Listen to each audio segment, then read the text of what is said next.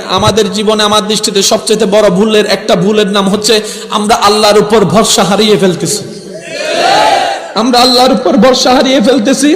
আমরা আল্লাহকে মহব্বত করার মতো, নবীকে মহব্বত করার মতো করতে জানি না, অনুভব করার মতো করতে জানি না, ডাকার মতো ডাকতে জানি না। যারা জানে, জগৎ জানে, আল্লাহর এই নামাজ হচ্ছে বান্দাকে সেকেন্ডের ভিতর রবের কাছে পৌঁছাই দেয়। কথা বলেন ঠিক কিনা? এই নামাজের যতগুলো স্টেপ আছে সবচেয়ে দামি স্টেপের নাম সিজদা। নবী রাহমাতুল্লিল আলামিন বলে, বান্দা তোমরা যখন সিজদায় যাও কপালটা মাটিতে লাগে না, রবের রহমতের দরবারে গিয়ে লেগে যায়। সুবহানাল্লাহ। আফসোস আমাদের জন্য, আফসোস ওই সিজদার মধ্যে গিয়ে সুবহানাল্লাহ সুবহান রাব্বিয়াল আলা পড়তে যদি ইমাম একটু দেরি করে, পিছন থেকে কাশি দিয়ে মিসকল মারে। কথা বলেন না রে ভাই? পিছন থেকে কাশি দিয়ে মিসকল মারে।